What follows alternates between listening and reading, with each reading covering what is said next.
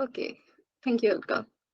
Okay, so let's start today, week 11, and the live classes from 6 to 8, and now we are 10-minute delay. But anyway, this is my brief introduction. I'm Jyoti Sharma, and I'm a PhD student from ISER Bhopal, and I had MSc in Environment Management from Forest Research Institute, and BSc in Botany Honors from Delhi University. And right now, because I'm a PMRF scholar, so this is my liability and responsibility to teach. Then how we will proceed, again I have the MCQs question and we will try to solve it with the discussion, and I want you to say that please communicate as much as possible.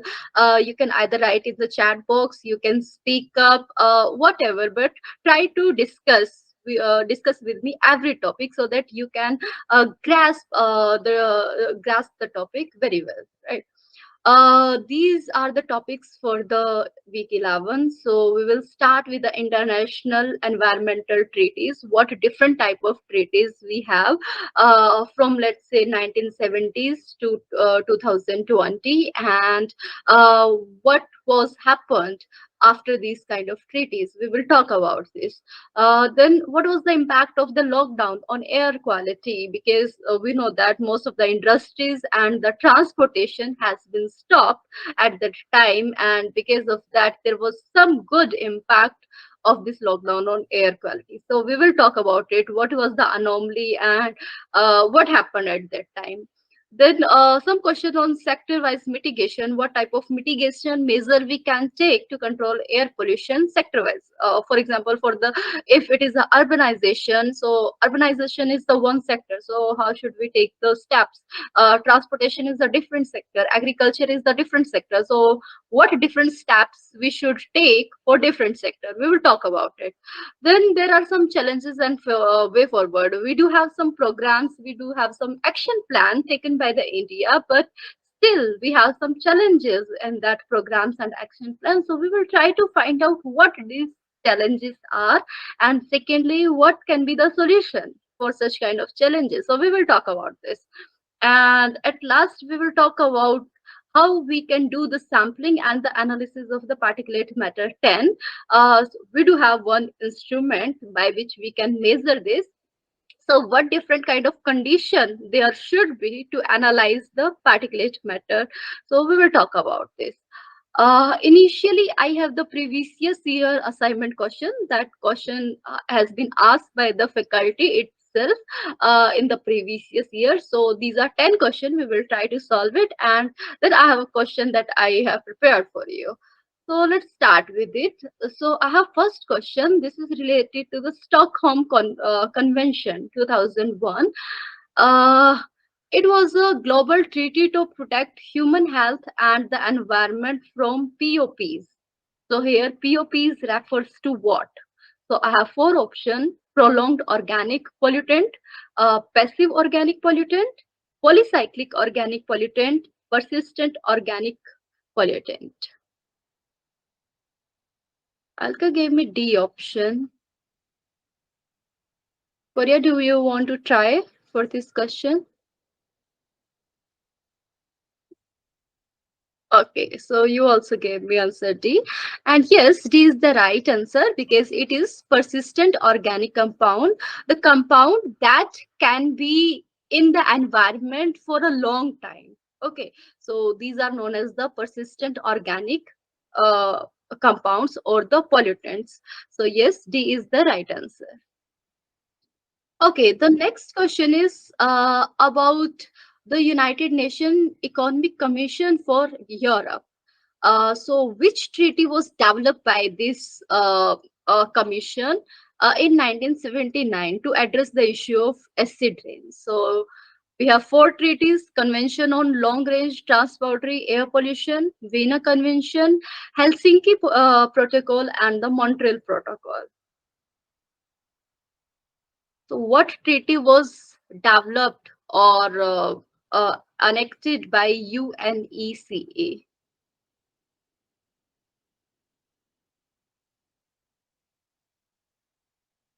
Abdul Rahim gave me answer A.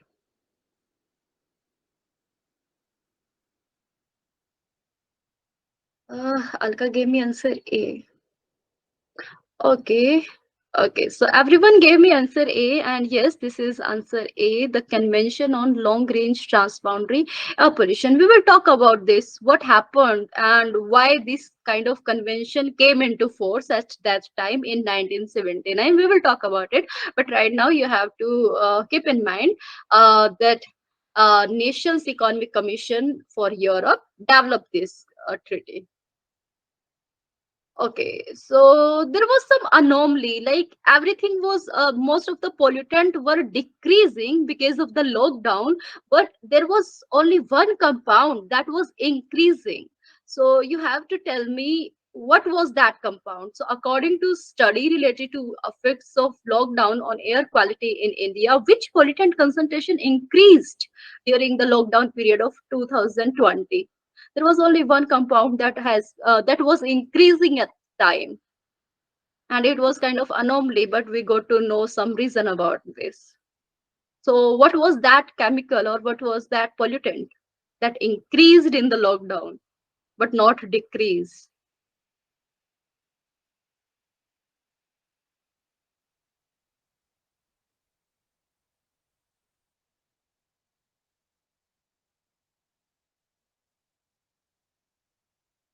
Some wild guesses, if you people know the exact answer. Alkan Korea gave me B answer. Okay, Abdul, do you want to try for this?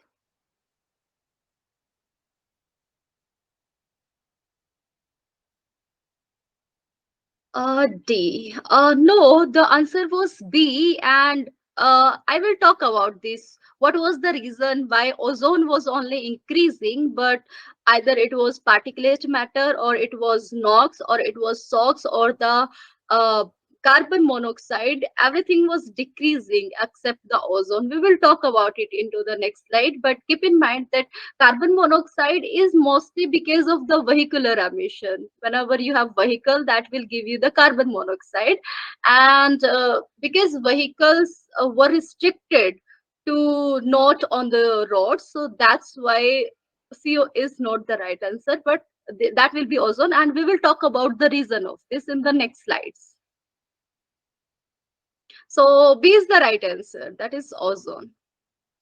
During the lockdown period, which of the following measures resulted in significant improvement in air quality?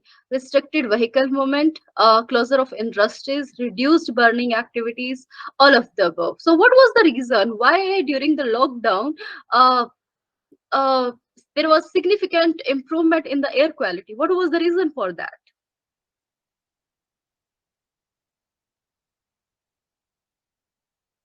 What happened in the lockdown that there was an improvement in air quality? What was the reason?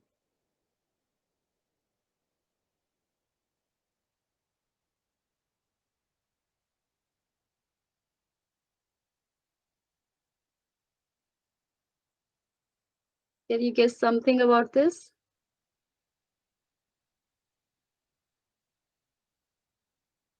Okay. D. Okay, everyone gave me D answer. So yes, all of the above, because again we talked about this. There was no vehicle movement. There was closure of industries. Even the burning activities has been stopped in the most of the industries, and these are all the reason why there was a significant improvement in air quality. Okay, there is one mechanism, and that mechanism is known as wet flue gas desulfurization. And that device or the technology is inserted in the industrial areas. So, what's the work of that? So this is introduction of the control technology such as wet flue gas desulfurization unit should be made mandatory in all the plants to control what kind of pollutant. From the name itself, you can give me the correct answer. Wet flue gas desulfurization.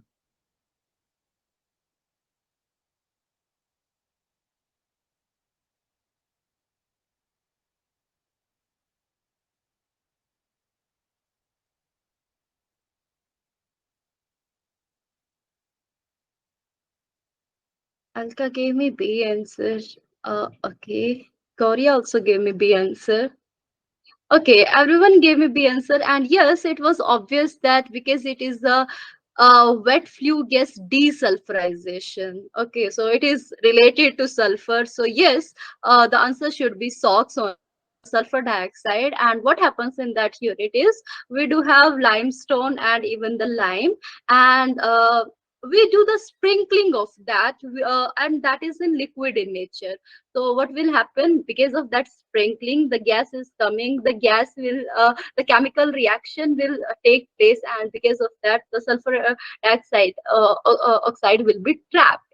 Okay, and this will not go into your atmosphere. So this is, yes, sulfur dioxide. Okay, next question is about it is a mitigation measure for the transportation sector, and one of the mitigation measure is non-motorized transport. And you have to tell me the incorrect statement regarding this non-motorized transport mode of for traveling. So options are low carbon footprint, minimal energy consumption, zero local emission, and expensive compared to motorized transport. You have to give me the incorrect answer, not the correct answer, correct statement for this use of non-motorized transport.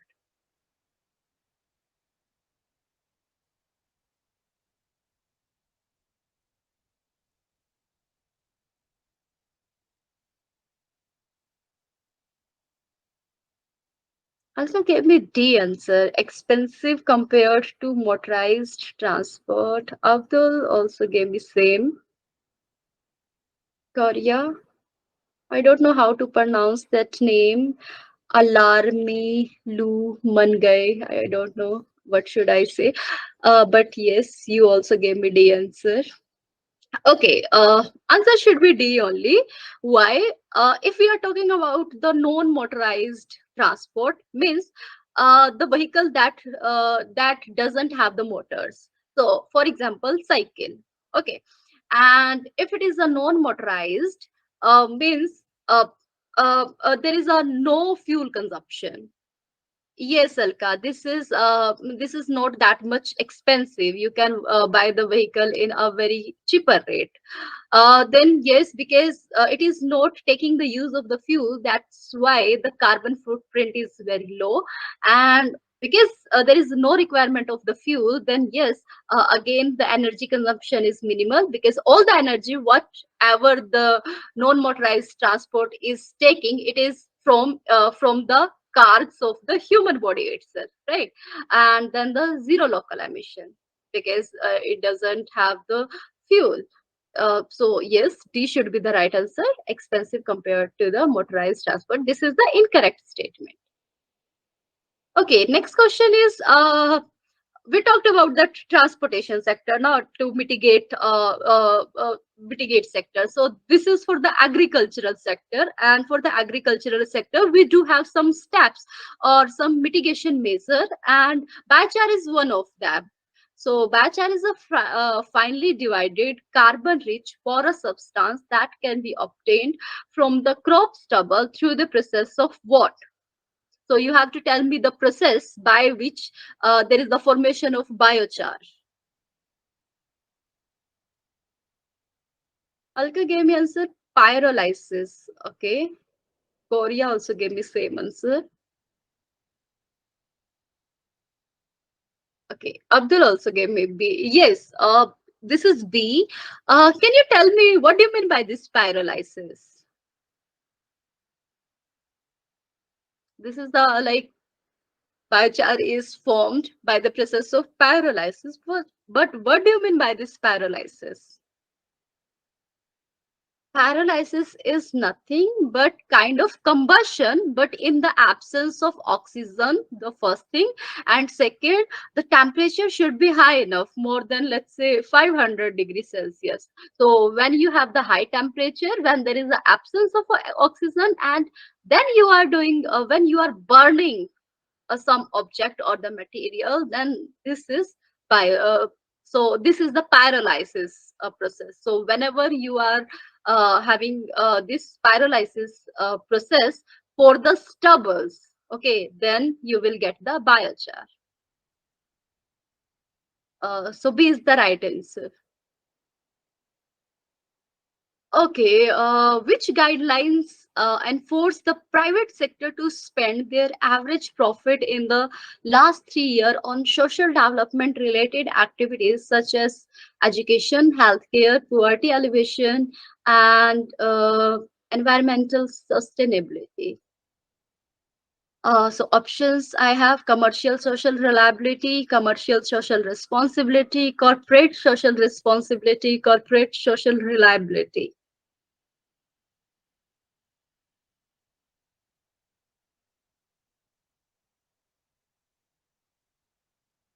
If you have seen that most of the companies, and the companies that have a very good profit, they just do some activities for the social development. So you have to tell me that terminology under which they have to do such kind of things, such kind of activities that are either related to the social development or the environment improvement.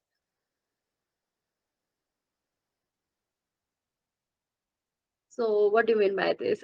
Even whenever you are buying the resistor and all, at the back of it, there is some initiative where, like you saw that there is some initiative taken by some industries, and they are doing the planting, thousand planting. So and under which kind of guidelines they have, they always wrote it there.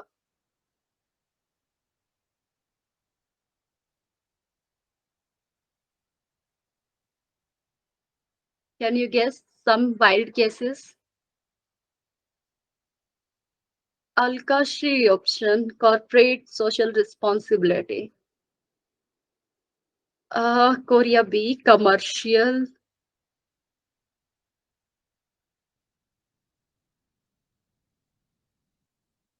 Answer should be C. Yes, this is C. That is the corporate social responsibility, and this is what, like we have to spend something for the social development or on the environment if you have the profit, a good profit.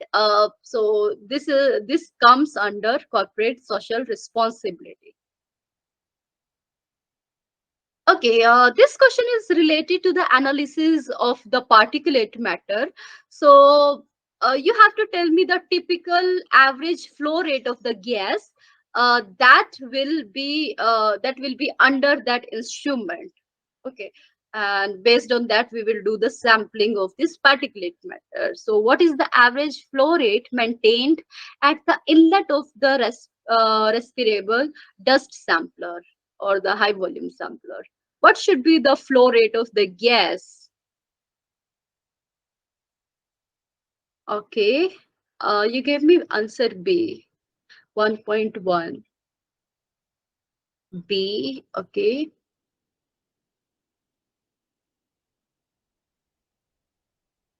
Yes.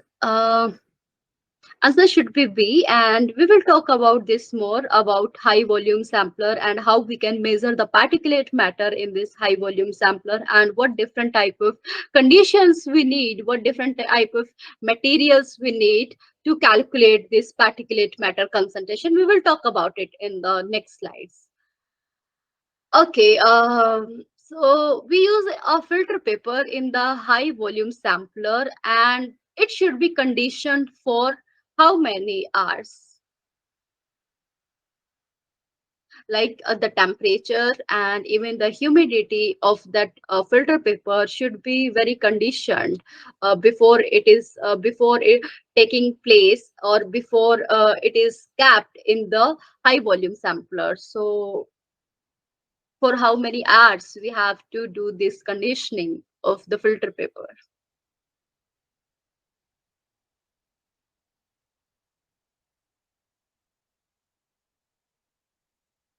A, 4 hours.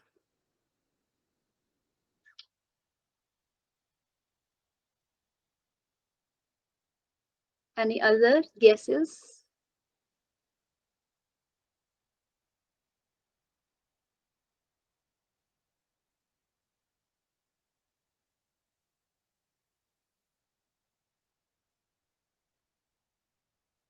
Okay, here answer should be 24 hours. So for the one day, we have to do the conditioning. We will talk about it into next slides, right?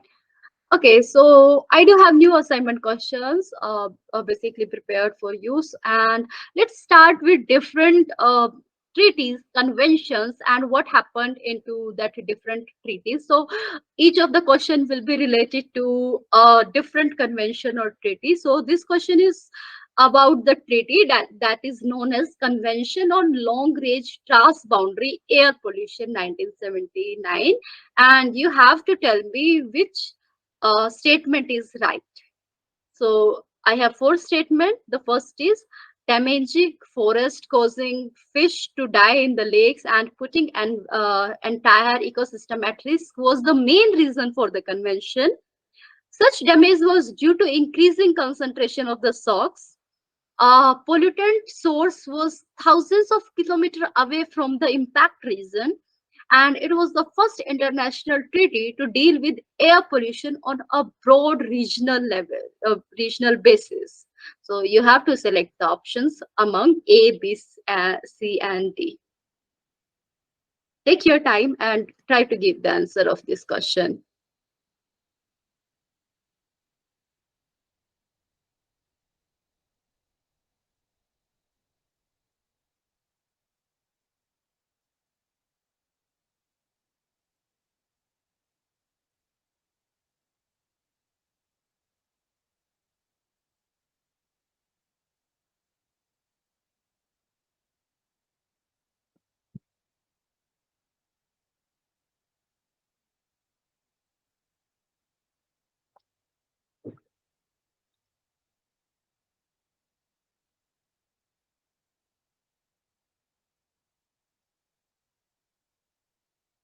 What should be the answer?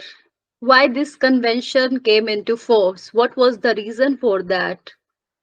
And if it is a transboundary air pollution, then what do you mean by the transboundary? According to which you can select one option as well from that.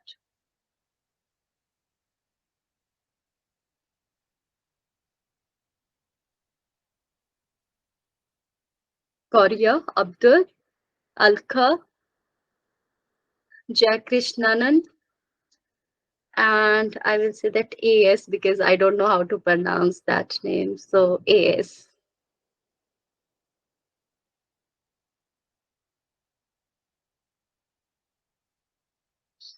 Okay, AS gave me answer D. That is all of the above.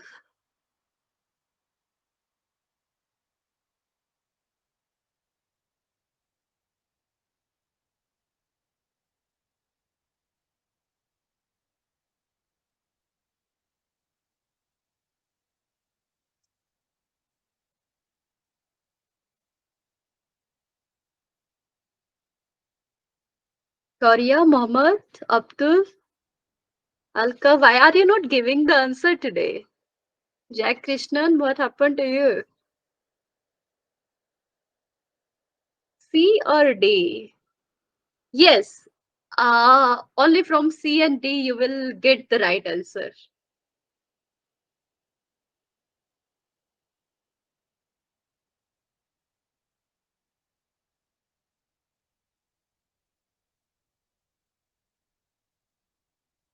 Okay, so answer should be C. So what happened at that time? Uh, there was some industries in one country, okay, one Europe country, and because that emission of these industries went thousands of kilometers away to different country, and in another country there was a forest, okay, and that forest was damaging with unknown reason because that country didn't know what is happening to that forest, okay.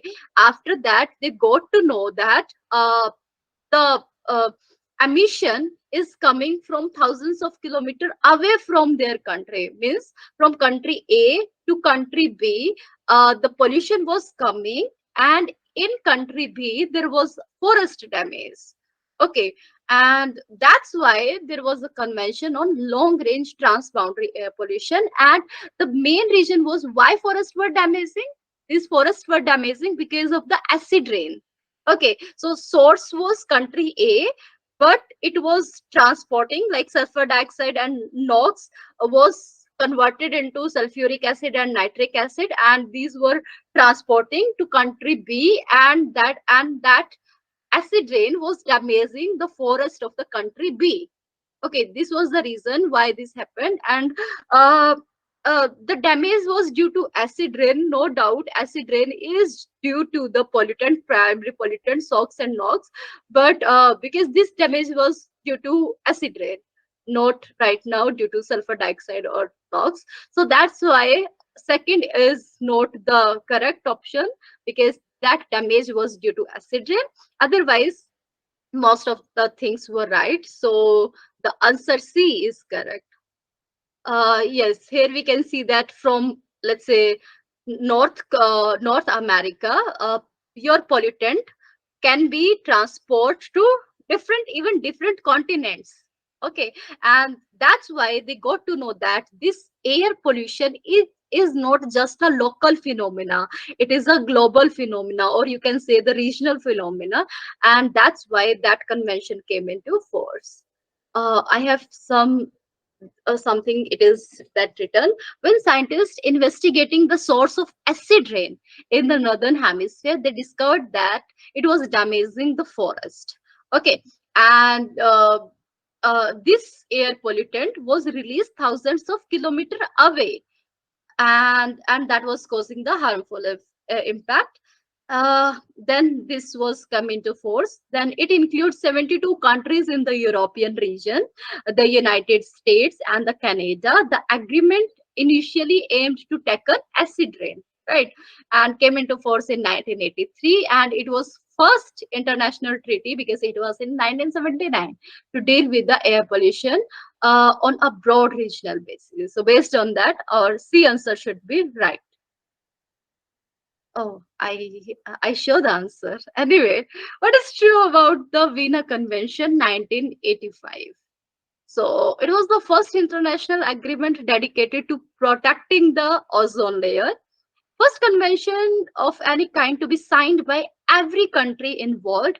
A key result of the Vienna Convention has been the Montreal Protocol, and this recovery is expected to occur before mid of the 21st century in Antarctica. So based on that, you have to tell me the correct answer.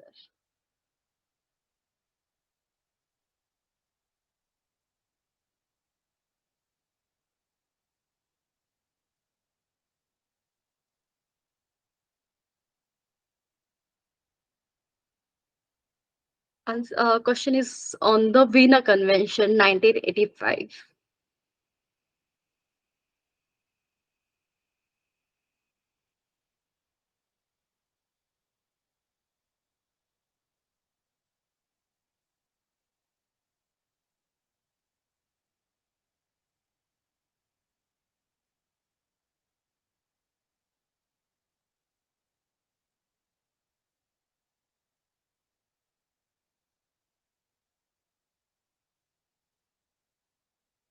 It is very difficult to remember everything about the every convention, but don't worry, I'm not expecting the right answer, because I will give you the explanation and then you will know about it more, right? So I don't care whether you are giving me the right answer or wrong answer, but you are communicating and you are actively involved. That is enough for me. So you can give me answer whatever you are feeling, so that I got to know that you are engaged.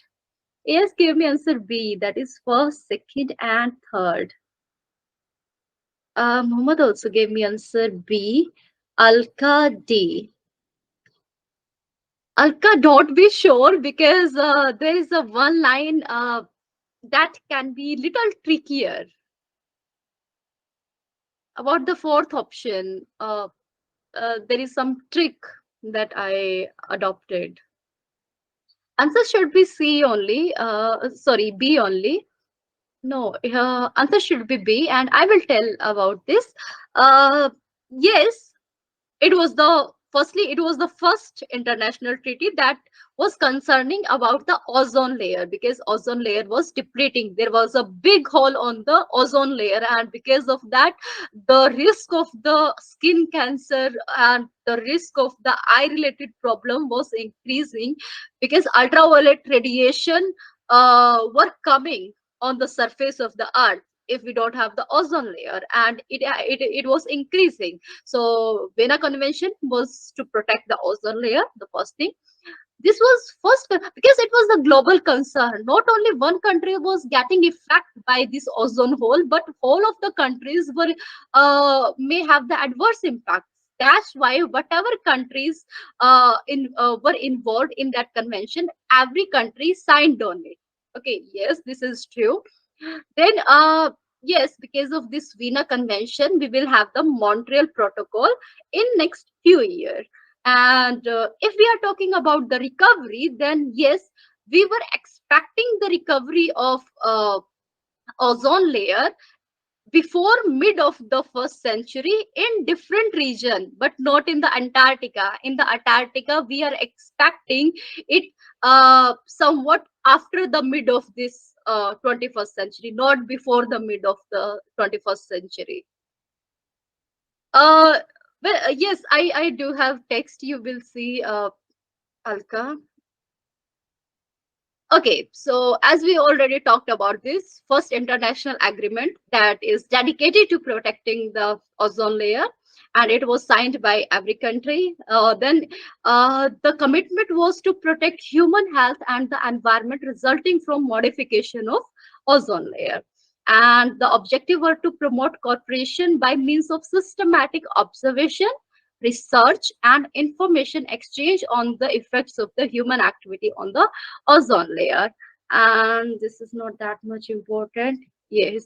After that, Montreal Protocol will came into force just because of the Vienna Convention, and it was assuming continued full compliance with the phase out of ozone depleting substances under the Montreal Protocol. We will talk about this, and if you will see, this recovery is expected to occur before mid of the 21st century in mid latitudes and the Antarctic, but somewhat later for the Antarctic ozone hole, because at the Antarctic we have a very big hole as comparison to the mid latitude and the Arctic region. Okay, so we are expecting before mid of the 21st century in the mid latitude and Arctic, but somewhat later for this Antarctic. That's why it was little trickier one, and that's why the answer will be first, second, and third, not the fourth one, right? So the answer should be B only.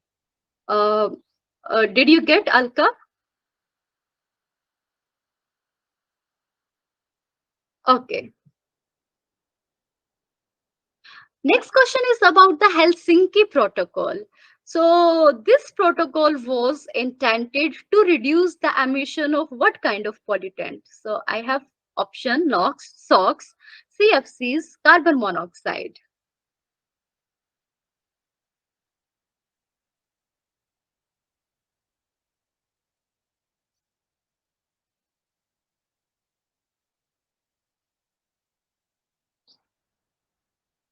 Helsinki Protocol.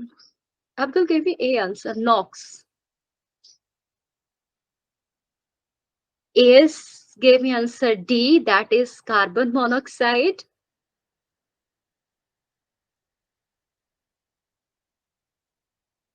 Jack Krishnan gave me B answer, SOx.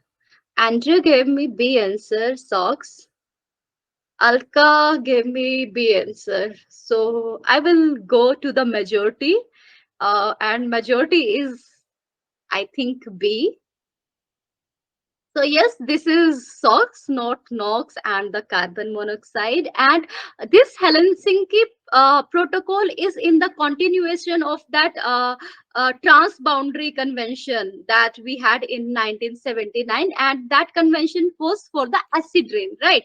And if we want to just focus on one pollutant, then Helsinki protocol focused on the SOx, because it was releasing from the chimneys from the industries. So Helsinki was in continuation with that transboundary convention in 1979, and it was for the sulfur dioxide. So I have something written for this. So this protocol was drawn up within the uh, framework of this Economic Commission for Europe, and for this convention on long range transboundary air pollution. And we talked about this. Acid rain was the main reason why this long range transboundary air pollution convention came into force.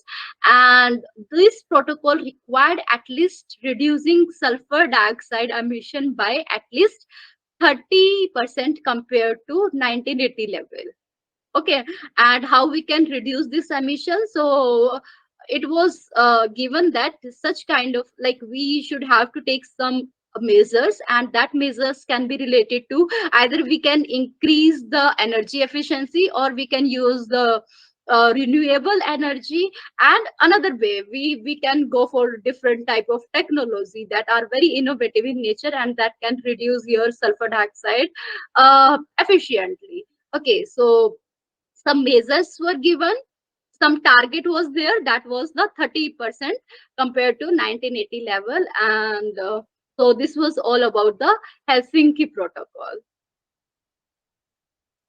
Okay, there is the Montreal Protocol, as we talked about this, because after the Vienna Convention that was focusing on the ozone layer, because of that, Montreal Protocol will come in 1987, and here it is. So, Montreal is a city in which country?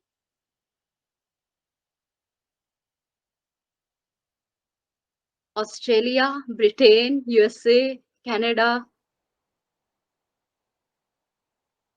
Angie gave me D answer, Canada. Abdul D. Okay.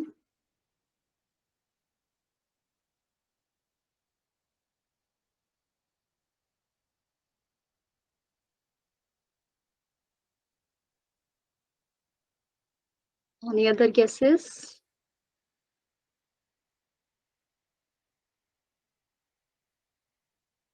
Montreal is a city in which country? So what happened whenever there is a convention in any of the country, they draft the document based on that country only. Either it is the Vienna Convention or Montreal Protocol or the Kyoto Protocol. So uh, every kind of that declaration or the protocol is based on where this meeting is going to be held, right? So it was the Montreal Protocol. So where it was held, in which country?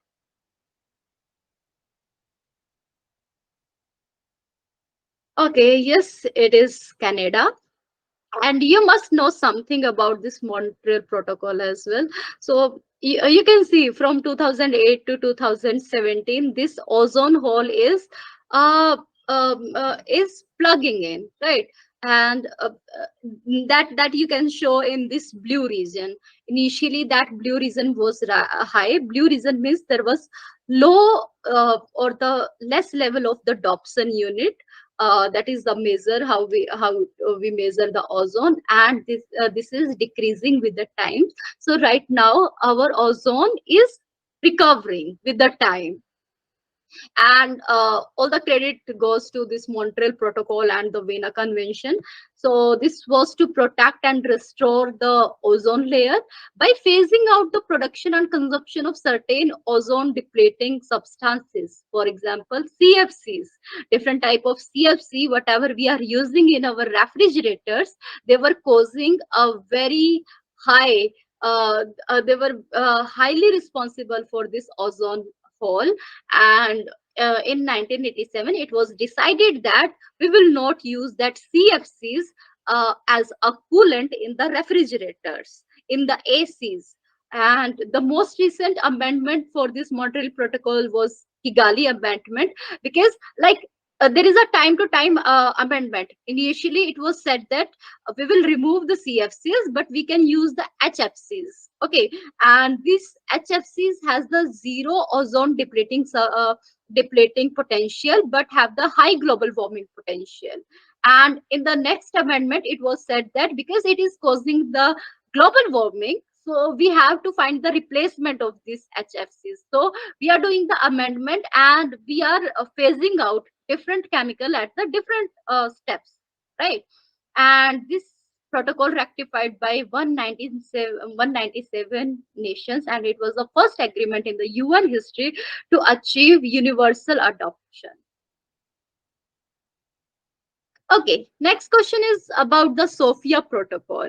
And again, it is dedicated to reduce the emission of what type of pollutant? SOx, NOx, VOCs, POPs. Let me give you hint. This is again in the continuation of the Transboundary Convention of this 1979. So according to that, you can guess. And that was related to the acid rain. So, and we already have talked about the sulfur dioxide emission reduction in different convention. And so now the turn of what? Yes, you have to think like acid rain. The major component of acid rain are two, out of which we already have covered one, and the second is left. So based on that, you can something guess. So this is the hint. That's how you can get the answer. Alka is very quick uh, to get the hint, and she gave me answer B. Andrew gave me answer B. Muhammad also gave me answer B. Okay, answer should be B only. That is the NOx. Can you remember what agreement was to reduce the SOx? Initially in 1979, it was the Transboundary Convention that was related to the acid rain. And because acid rain, the precursor for this acid rain is SOx and NOx. So this NOx has been come covered under this Sofia protocol, and sorry, NOx has been covered under this Sofia protocol, and SOx will cover under which protocol? We already have talked about that. Can you tell me the name? Can you remind yourself?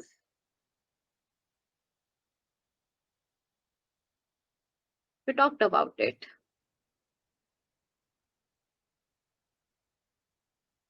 This is Helsinki. So, yes, Andrew, it was Helsinki where we focused on the sulfur dioxide, and now we are focusing on this Sofia protocol is for the NOx. So here again, this is in continuation for this convention on long range transboundary air pollution. So according to this protocol, nitrogen oxide emission or transboundary flux must be controlled. And because of that, some national emission standards were applied, and based on that, and some new technology were also adopted, and some research was done. Based on that, we can remove or we can reduce the nitrogen dioxide from our atmosphere so that it can transfer from one place to another place, because it will give you the adverse impact if this happens. Okay, next convention is Geneva Protocol, that is 1991. Again, it is concerning the control of emission of what? Again, I give you one hint. We already have talked about two emissions.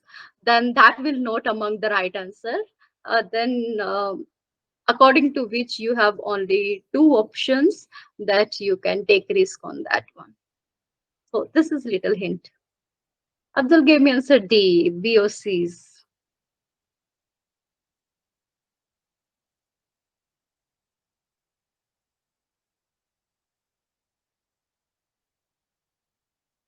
Geneva Protocol. It was intended to reduce what type of pollutant?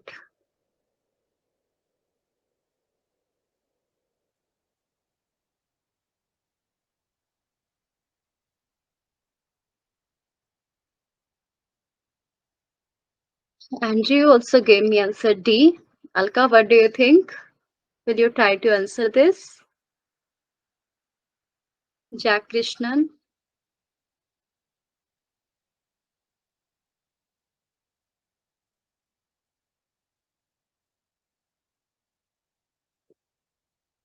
Okay, D maybe. Yes, this is D, and this Geneva Protocol is focusing on the volatile organic compounds. There is some text that is written. So this is to control the emission of volatile organic compound, because this volatile organic compound is very much responsible for the formation of the tropospheric ozone. And this tropospheric ozone is responsible for the photochemical smoke that we have in the Delhi. Okay, so we have to control this VOCs, because we have to reduce this ozone and ozone in the troposphere near to the surface of the earth, and that's why the smoke level. So there was three emission reduction objectives that were taken into consideration. So by 1999, emission of volatile organic compound will have decreased by 30% based on the year between 1984 to 1990, and same reduction as within a tropospheric ozone management area to maintain total national emission below 1988 level to 99. You can read about these three objectives. So just keep in mind that Geneva Protocol is to reduce the volatile organic compound. Why volatile organic compound? Because these are causing the formation of ozone in the troposphere, and this will give you the photochemical smoke. Okay, this is very much important summit. That is the Earth Summit in 1992, and you have to tell the right statement for this Earth Summit. So I have three statement. Objective was to integrate global economic development with the environmental conservation, and the name of this Earth Summit was United Nations Conference on Economic and Development, and it was held in Rio de Janeiro, USA. So you have to give me the correct option based on these three statements. This is very much important, the Earth Summit of 1992.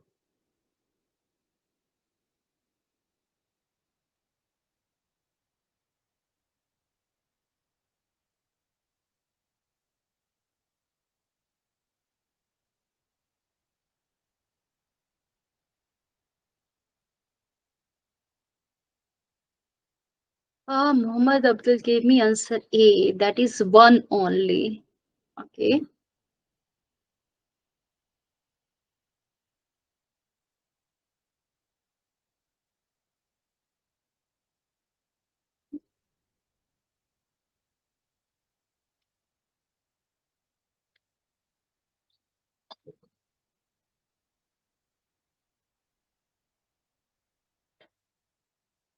Andrew, AS, Jack Krishnan, Alka, where are you? Why are you not giving the answer for this?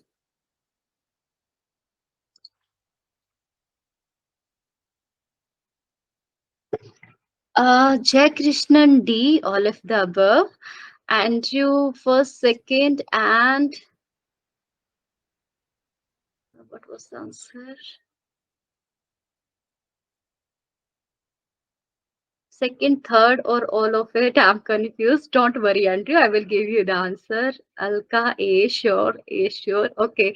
Alka is so sure about her answer, Andrew. So I have to go for Alka's answer only. So this is A, the first only. And why it is? Yes, Alka, your answer was damn sure right.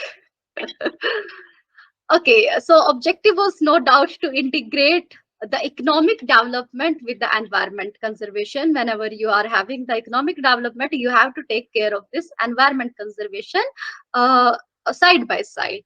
It was not the United Nations Conference on Economic, but this is the environment. So United Nations Conference on Environment and Development, not economic. And third, Rio de Janeiro is a city in the Brazil, but not in the USA. So that's why A is the right answer.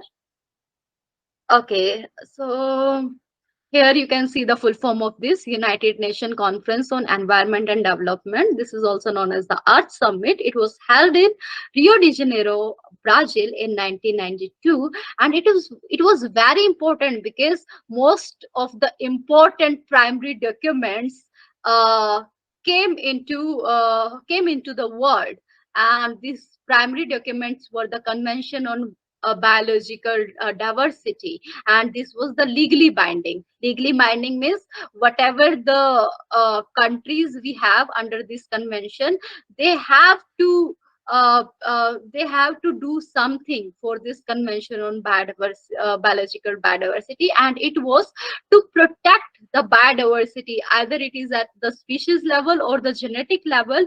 You have to protect the endangered species, you have to protect the normal species under this convention of biological diversity. So this was the primary document that has been produced out of this Earth Summit. The second was UNFCCC. So this convention was also came into force just because of the Earth Summit in 1992. Then there was a Rio Declaration. So it was non-binding principle, and this was for the environment sustainable development. So some principles were given. And then yes, very important, Agenda 21, and this was the initiative for the environment cleanup and the development. This is very much important, Agenda 1. And there was some statement of the principle of forest, how we can conserve this forest area, because at that time tropical forests are very much important for the oxygen, for the carbon sequestration, and these were being cutting out at that time, and our forest area was reducing. So there was to protect that tropical forest, so there was some statement for the on the principle of this forest. So these primary documents were formed in this Earth Summit, and these were very important. This yes, anyway. Okay, because as you know that in the second agreed primary document, we had the UNFCCC, or the Global Warming Convention, that was just due to the Earth Summit. So my question is on this UNFCCC only. So you have to tell me the true or the correct answer for that. So I have only two statements. It is an United Nations Framework Convention on Climate Change, and the goal of stabilizing greenhouse gas concentration in the atmosphere at the level that will prevent dangerous anthropogenic interference with the climate system was set up. So you have to tell me the correct answer based on these two statements. A, B, C, D. You have to tell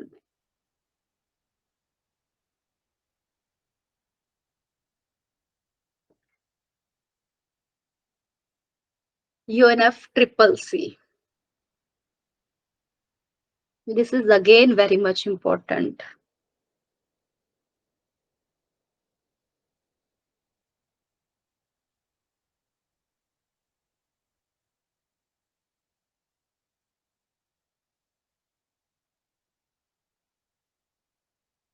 First is the full form of UNFCCC, either it is right or wrong. And second is, what was the goal of this UNFCCC? As I give you one hint, because it is also known as the Global Warming Convention. So based on that, the second option can be related to that.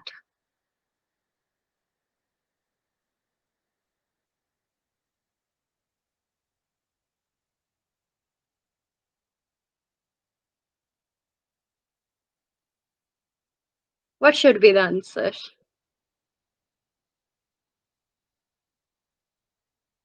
Any wild guess? I'm not expecting the right answer at all.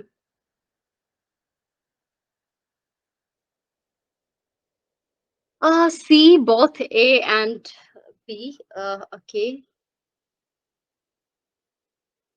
Andrew A, first only. Alka C, both 1 and 2. AS gave me again answer C. I will go with the majority, and majority gave me answer C. So that's why the answer should be both first and second. Uh, So yes, the full form of this UNFCCC was United Nations Framework Conference on Climate Change, and yes, the goal was just to control this greenhouse gas concentration, mostly the carbon dioxide. Because of that, there is a like global warming is very prominent just because of the greenhouse gas, and because we know that UNFCCC is also known as the Global Warming Convention. So no doubt we have to control, we have to stabilize this greenhouse gas concentration. So yes, this was the correct objective or the goal of the UNFCCC. Uh, I don't know why this is because of some mistake, but C should be the right answer. That is both one and two. Please correct it. I will correct it before sharing. I don't know how I gave this, but C should be the right answer, both A and B. Okay, because we were talking about the greenhouse gas stabilization, and for that, every year we do have a meeting of this. So COP is the conference of party meeting. Okay, so it happens every year at some place. So in 2024, there will be COP 29, and you have to tell me where this will be convened. My option is Vienna, Austria, Montreal in Canada, Baku in Azerbaijan, and then Delhi in India, where this meeting will be held, where we will discuss how we can manage this greenhouse gas, what different strategy, what different mechanisms we will have. D, I guess. India is not that much good that it will conduct the good meetings. So this is my hint.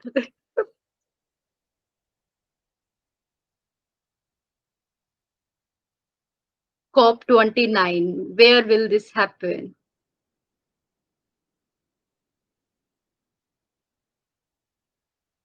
Andrew C. Maybe. Okay. ASB, Montreal, Canada. Okay. You do have the mobile phone. You can search very quickly the answer of this, where this COP 29 will be. अब A बच गया बेटा. Okay, so everyone gave me answer A, B, C, D, and among that I have to select only one option, and I will go with answer C. That is Baku, Azerbaijan. So in 2024, this will convene in Baku city.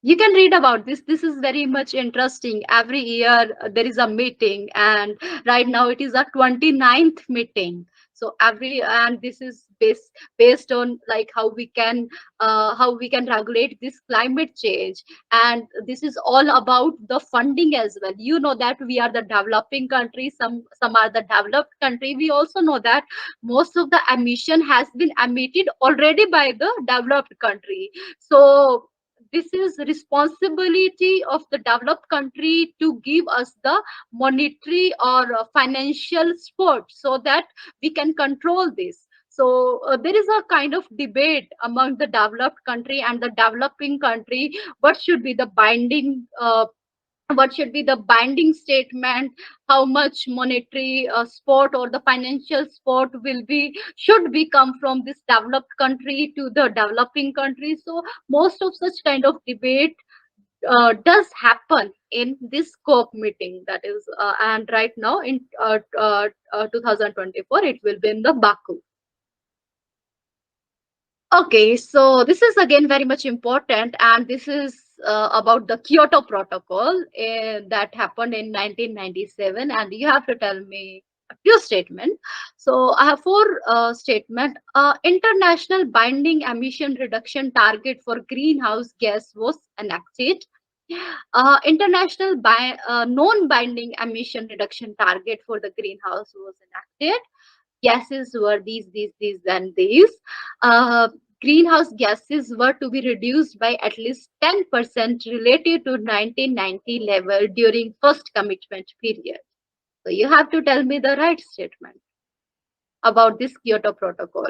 And let me tell you, this Kyoto Protocol is one of the among that COP, that is the Conference of Party. One Conference of Party was held in Kyoto in 1997, and based on that, we have the Kyoto Protocol. So that's why I told you this COP meeting is so much important and interesting. Every year there is some kind of protocol, some declaration. Come into force. So you must know about this. So what is true about the Kyoto Protocol? The first thing, either it is binding or non-binding to the nation. And third, there is some gases that we are focusing on. And fourth, uh, what target we had. Alka told me that it is a binding. Yes, this was the binding emission reduction target. Means binding means that if you are not compliant with that target, you have to you will have some kind of penalty. Non-binding means it is just like they are giving the target and it is not compulsory for you to complete the target. So that is the non-binding. Binding means it is compulsory for the country uh, to have this reduction target. So you have to tell me either Kyoto Protocol was binding or non-binding. As Alka already told me, that is a binding. So then among first and second, the first statement is right, and you have another statement, third and fourth. And based on that, you have to give me the answer.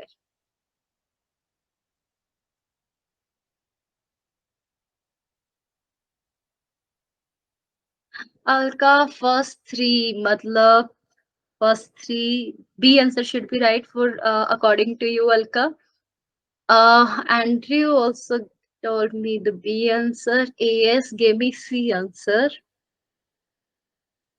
AS, you are little bit uh, deflected with this option fourth and the reduction target. What should be the reduction target? Abdul C answer. I will go with the B answer because first it was the binding. It was necessary for all the nations to have some reduction target. Okay. Uh, and based on that, second should not be the answer. Then the greenhouse gases were yes, there were six greenhouse gases and this was the list. And yes, there was some target to reduce this greenhouse gas, but it was not the 10%. It was the 5% in the first commitment period, and for the second commitment period it was the 18%. So this was the binding emission reduction target. It was adopted in Kyoto, Japan in 1997. Here we had the six gases, and in the first commitment period from 2018 to 2012, we had the target to reduce at least 5% related to the 1990 level, and for the second commitment period we had to reduce at least 18% below 1990 level. Okay, so this was again very important protocol. Okay, why this is important? Because there was three market-based mechanism that was so important for us that were formulated in the Kyoto Protocol itself. So you have to tell me about that three mechanisms. So answer options are international emission trading, clean development mechanism, joint implementation, carbon selling mechanism, innovation procurement.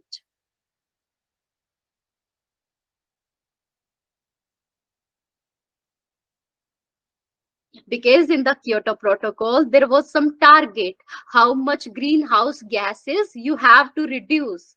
And each country have different type of scenario. Each country can't reduce that target within that time frame. So there are different mechanism by which they can, like if it is a greenhouse gas that they need to reduce, then they can sell it or they can buy it. So this is kind of market based mechanism to these parties. So what were they? Alka and Mohammed gave me A answer. That is A, first, second, third. Okay. These mechanisms are so important and even interesting.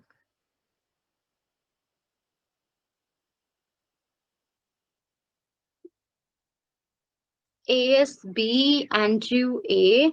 Again, I will go with the majority, and majority gave me answer A. This is international emission trading, clean development mechanism, and the joint implementation. So let's talk about that one by one. What do you mean by these kind of mechanisms? Answer should be A. Okay, so this is the international emission trading. Okay, so what happens if we have two companies, the company A and company B, and for that two company, we have the uh, reduction target of 10%. So means we have to reduce 10% greenhouse gases from company 1 and also from company B. Okay, but what happened? Company 1 reduces 15%, not only 10%, but reduces 15%. But company B only reduced it 5%. So company A is the surplus and company B is the deficit for this reduction target. So what will happen? Because it is surplus, then company A will give some credit to the company B, and for that company B have to give money to the company A. That's how both can achieve that 10% reduction target. So this is the emission trading. So how you can trade the emission, how one can sell and one can buy the emissions. Okay, and this is will be among the developed countries. um, so I have, and yes, here we can see, like we have to reduce 10% and we have some cap. uh, uh, Within that only we have to emit some pollutant. If one have some unused allowance and another have the excessive emission, then one can that unused allowance can trade with the different company, and the second company have to pay some money. So this is the trading. So this was specified in Article 17 of the Kyoto Protocol, and this allows country to sell their excess emission unit to those countries that are over their target. And a new commodity was created in the form of emission reduction. Since CO2 is the principal greenhouse gas, people speak simply of trading in carbon. So how much carbon you are selling or how much carbon you are buying. So we are talking about this among this emission trading.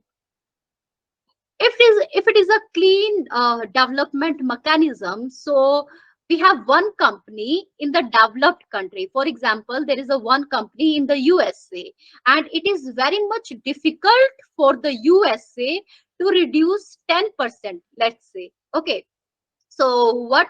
Because there are some norms, there are because the technology is already up to date at that industry. So what this company will do, this company will come into the developing country, will start some projects, and in that project it can invest some money. So for example, we have some company, and that company doesn't have a good technology to reduce the sulfur dioxide. So that company, the company from the developed country will invest something or will give you some technology. Based on that, the emission will be reduced in the developing country, because it is very easy to reduce the emission in the developing country as comparison to the developed country. So such kind of project, and based on that, the developed country company will get some certification. Okay, and based on that, whatever the reduction target it was for the developed country, it will be completed. So this is the clean development mechanism. So it is defined in Article 12 of the Kyoto Protocol, and it allows a country with the emission reduction or emission limitation commitment under the Kyoto Protocol to implement an emission reduction project in developing countries, because it is easier to implement such reduction project in the developing country. And if we are talking about this joint implementation, so this was defined under Article 6, and this allow a nation with the emission reduction under the Kyoto Protocol to earn the emission reduction unit from the emission reduction or the emission removal project. This is not for the developing country, but this is under the both companies are the under this developed country only. So this is the joint implementation. Okay, again, I have one protocol, and you have to tell me this was intended for the reduction of what kind of pollutant. So this is Gothenburg Protocol in 2010, and you have to tell me uh, which requires to control and reduce emission of what pollutant. So options are sulfur dioxide, NOx, VOCs, ammonia, or all.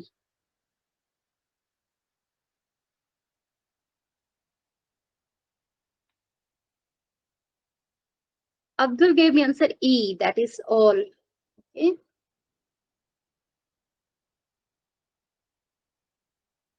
Alka E, that is all. Okay.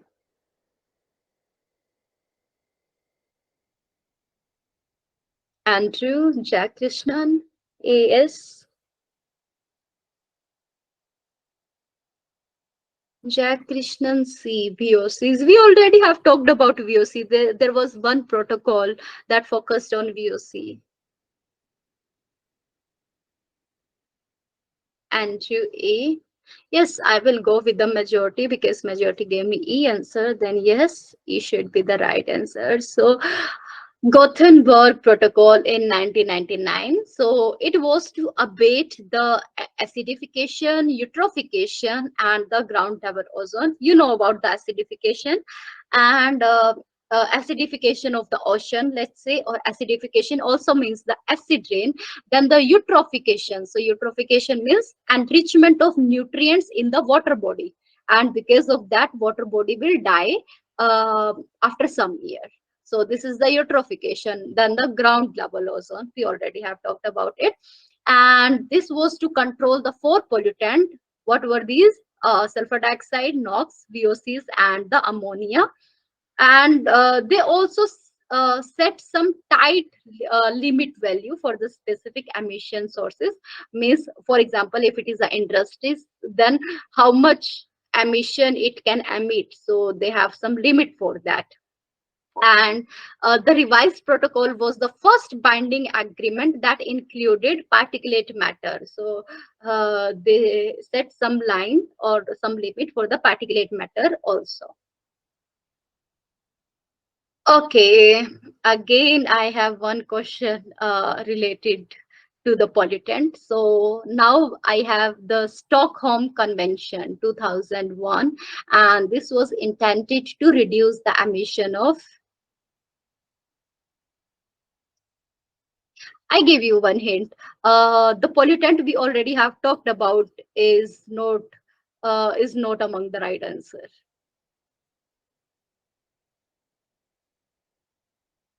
So based on that, you can give me the answer.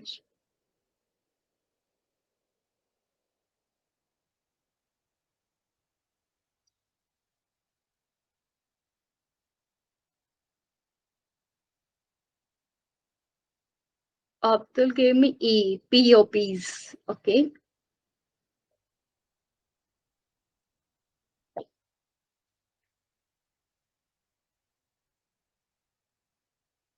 Andrew E, POPs. Okay.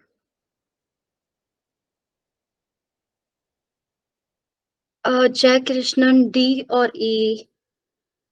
Yes, it will be, the answer should be only from D or E. Alka gave me E answer. So Jai Krishnan, you should go with the majority, and majority gave me answer E. Then yes, it should be POPs, and POPs are persistent um, organic compounds, or POPs. The next P means persistent organic pollutants, right? So this was for the Stockholm Convention for the 2001. Yes, Alka, it is pollutants. Okay, this is again very much important agreement, that is the Paris Agreement 2016, where it was told that we have to control our temperature up to some level, otherwise there will be irreversible change and it will be impossible to manage the changes. For example, snow melt, glacier melting, or the sea rise. So we have to maintain some temperature of our earth. So that Paris Agreement gave some number of the temperature. Below that we must have the temperature. So what was it, and either it was legally binding or not? So you have to give me answer according to that. The limit, what was the limit of this global warming, and either it was binding or not binding. Based on that you can give me the answer for this. This is so famous. Whenever you are talking about the climate, then Paris Agreement is the first thing that you have to keep in mind. How much global warming you have to limit on which.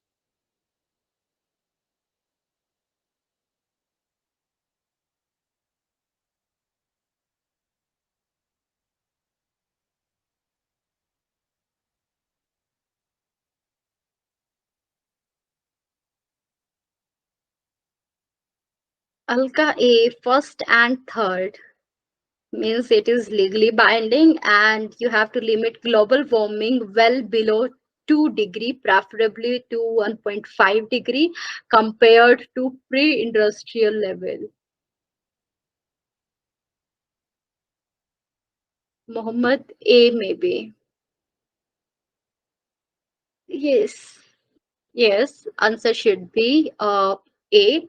Yes, it was legally binding because after a rigorous research, or we had thousands of paper of the research, and we got to know that if we doesn't limit the global warming below 2 degrees Celsius, then there will be disaster, like the glacier can't stop melting, a sea can't stop rising, because that will lead to the irreversible changes. So you have to limit your temperature rise below 2 degree as comparison to the pre-industrial level, and we are preferring to control it to 1.5 degrees Celsius only. And right now we have crossed this 1.5 degrees Celsius. And so I don't know whether we will control our global warming below 2 degree or not, but right now we are just crossed this 1.5 degrees Celsius, and yes, this is legally binding, otherwise it will impact globally. So first and third should be the right answer. So A is the right answer. And yes, there were three things that we have to keep in consider in the Paris Climate Agreement. So temperature increment increase to less than 2 degrees centigrade, and we have to achieve net zero emission by mid-century. Only then we can control our temperature, and we have to enhance the resilience and the adaptation to climate impact that is certain to occur, and we have to align our financial flow in the world with these kind of objectives. We already have talked about this, nothing that much important. Okay. Yes, so there was one question that uh, in the uh, We have talked about this in the lockdown.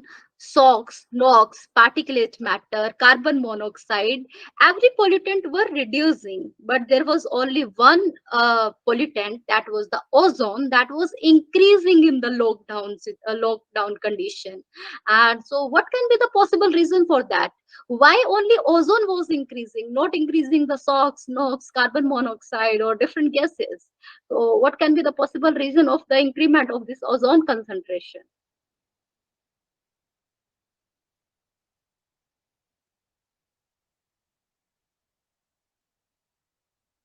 So I have four option: low NO, that is nitrogen oxide; high insulation; high VOCs; low temperature. In what condition ozone increases? You have to tell me.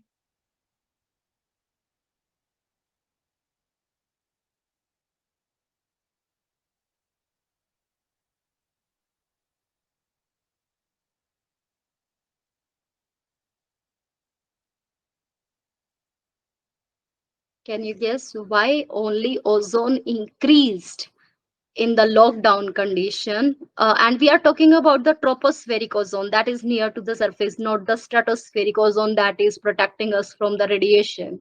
So we are talking about the bad ozone, and this bad ozone was increasing in the lockdown. What can be the possible reason for that? What are the reason when this ozone concentration increases?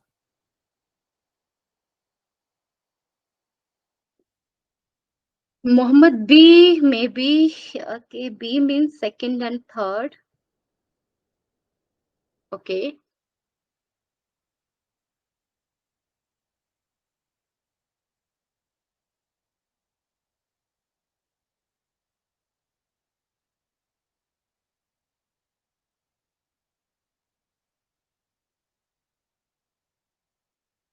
Some other guesses? Do you know the mechanism how this ozone is formed? Based on that, you can give me the answer.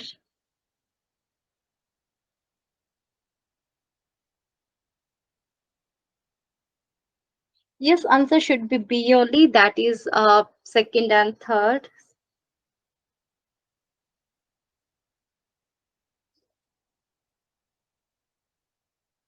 Okay, so let's see. For the formation of the tropospheric ozone, we must have the radiation, the first thing. This ozone can be formed by the NOx, that is nitrogen dioxide, or can be formed by the VOCs. It is not like whenever there is a there is no VOCs, even then ozone can be formed. Even when we do not have this nitrogen dioxide, with the help of these VOCs, ozone can be formed. But if these two things are there simultaneously, then ozone production will be very higher.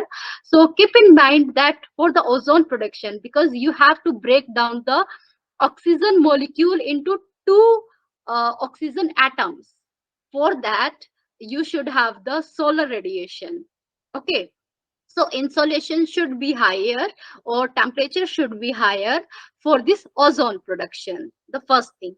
The second thing is, whenever there is a vehicle emission, so vehicle emission will give you the nitrogen oxide. Okay, this nitrogen oxide will very fastly convert it to the nitrogen dioxide, and this nitrogen oxide and nitrogen dioxide will give you the production of the ozone. So what happened in the lockdown? There was a restriction on the movement of the vehicle. It means there was the NOx and the nitrogen oxide was reduced in the lockdown. And we know that if there is a reduction in the NOx and the this NO, so these can also destroy this ozone. Okay, and because this ozone will have some reaction with the NO, and because NO was not there because of the restriction on the movement, that's why ozone kept on increasing. Okay, so that's why let me, so low NO, uh, and then high insulation, and then this high VOCs and low temperature. Upon that, B should be the right answer.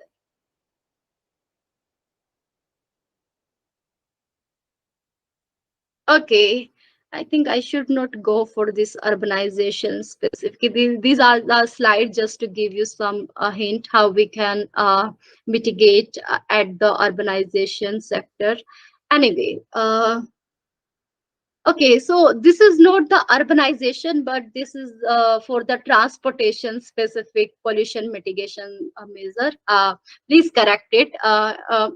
In place of urbanization, there should be the transportation. So, transportation specific pollution mitigation measure includes what? So, I have four options: avoid shift, improve approach, then motorized transport, non-transit bypass, environment taxes species. Please keep in mind it is not the urbanization, but it is the transportation sector. So for the transportation sector, what should be the mitigation measure? You have to tell me the one correct answer.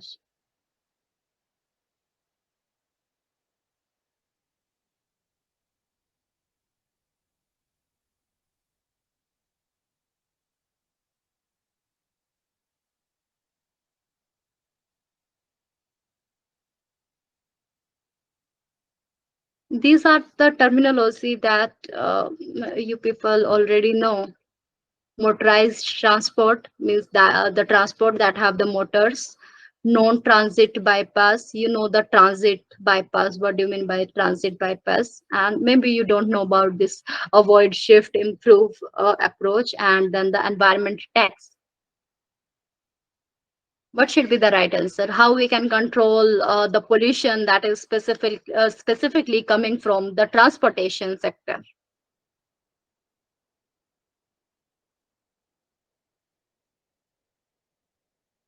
Can you guess something? B maybe. Okay. C. Okay.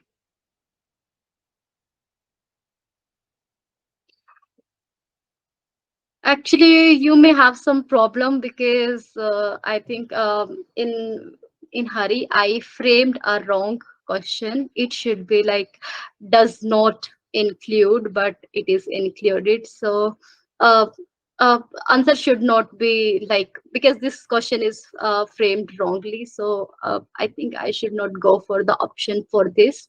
Let me tell you like. This should be not include, so that's why D is the right answer. So let me tell you what was that.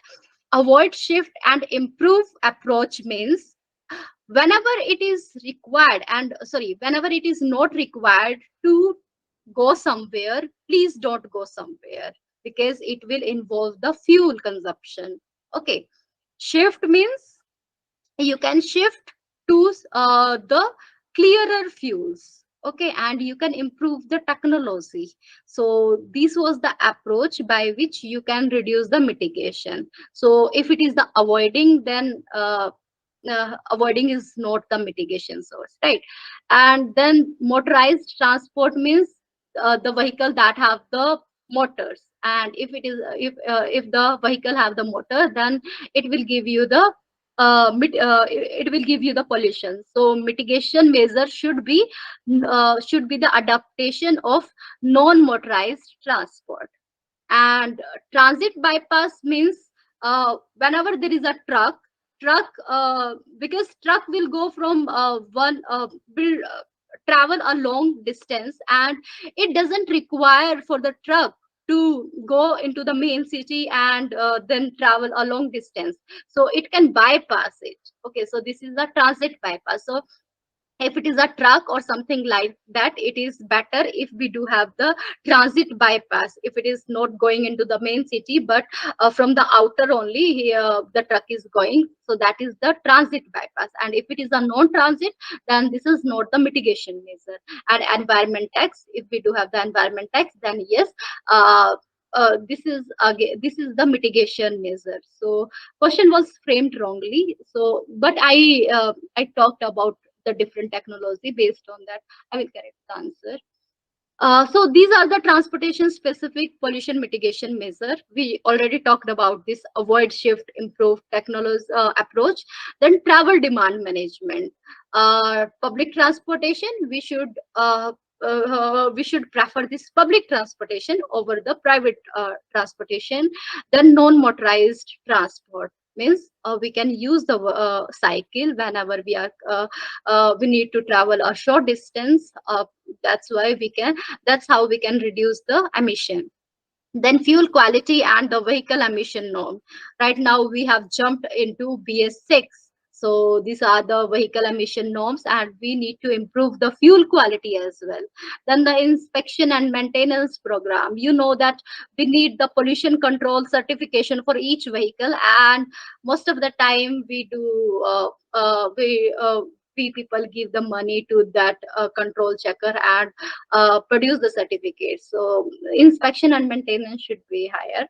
Then the congestion free, uh, and then transit bypass. We already have talked about this.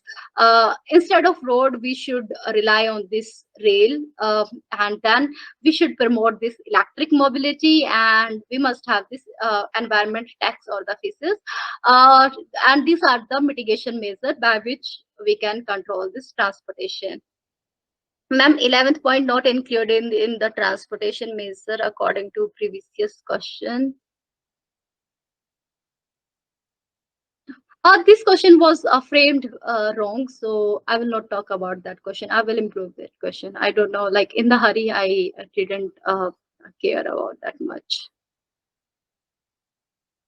Anyway, if we are talking about the industrialization specific mitigation measures, so these are four measures: vigilance and enforcement, cleaner fuel, gaseous fuel. Then we can use different new standards, the strict standards, and we can also improve the power supply.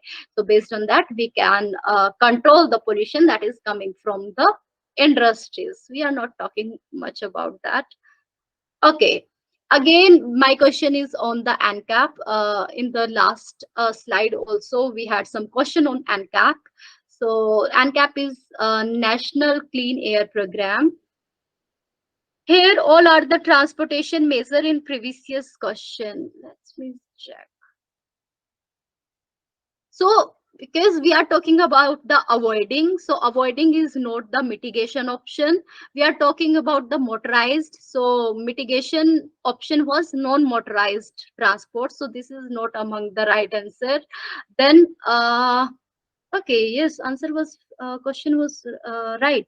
Then non-transit, and we talked about that. We must have the transit bypass. So only the mitigation measure is environment taxes among these four. So these should be the right answer if we are talking about the transport. I thought that in the all of above should be added. Not all of the above should be added, Alka, because in spite of this avoid shift improve approach, I wrote avoiding. In place of non-motorized transport, I wrote motorized, and in place of transit bypass, I wrote non-transit. So A, B, C are not the correct answer for the mitigation. So the only remaining is the D answer.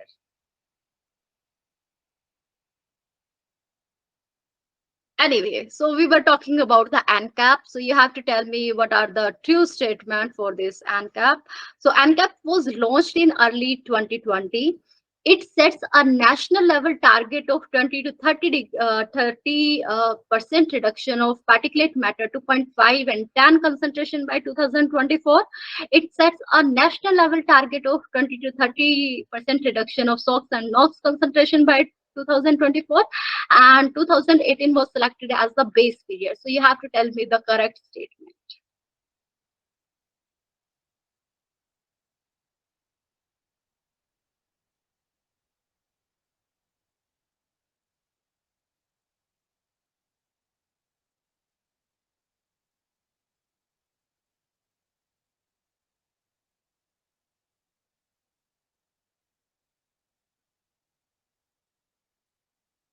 Alka, because environment tax and fee was the one option for the mitigation, then none of the above should not be the right answer for that question.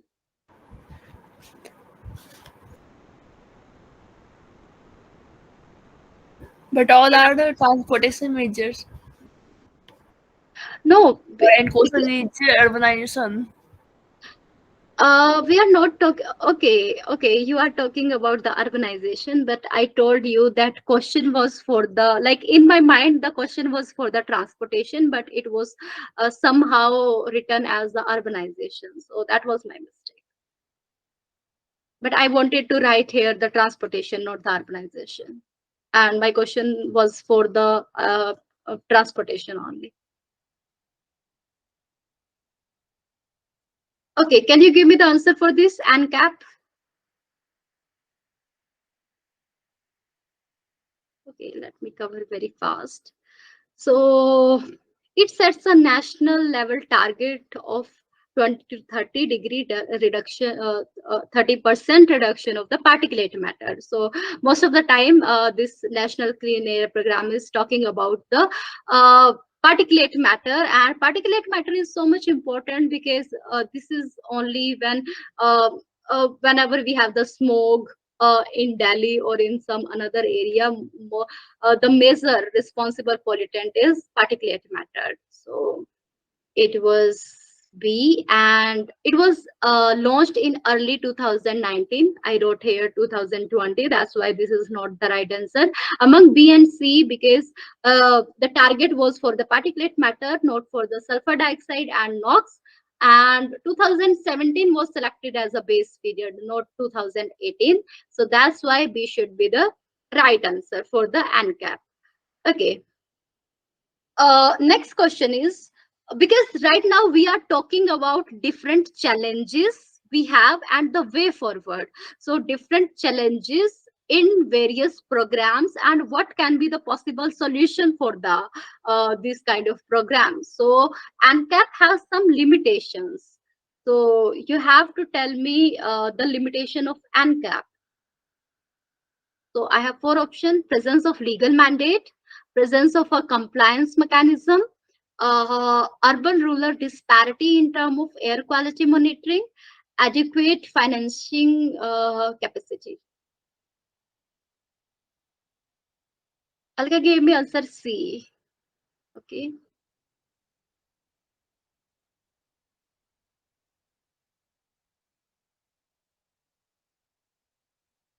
Andrew, Jaykrishnan, Abdul, AS, are you sleeping or do you want to give the answer?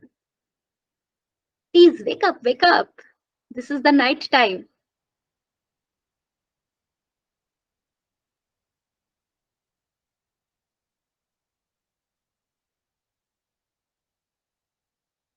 What is the limitation of ANCAP? What are the challenges with the ANCAP?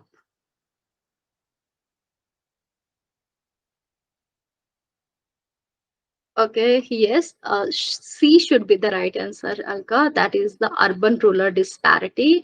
If we are talking about the presence of legal mandate, no, there is the absence of the legal mandate, and there is the absence of the compliance mechanism as a limitation of ANCAP, and there is an inadequate financing capacity, and that's why that's the limitation. But I manipulated the statement. That's why C should be the right answer. That is the urban-rural disparity in terms of air quality monitoring. Okay, what are the way forward to curb crop residue burning? So, what different measures we can have to reduce the crop residue burning? So options are incorporating the stubble into the soil, use of mechanized tools, composting, biochar, and all.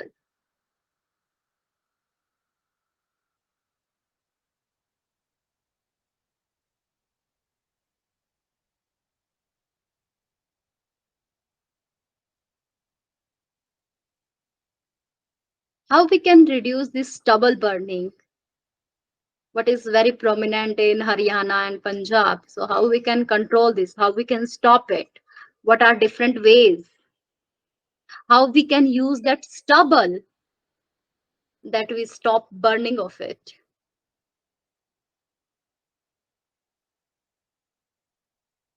Can you guess something?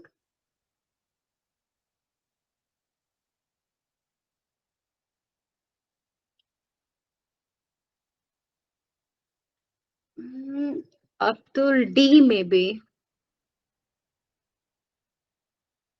You know that stubble, crop stubble, or that is organic in nature. So if it is organic in nature, then we can utilize this stubble in many ways.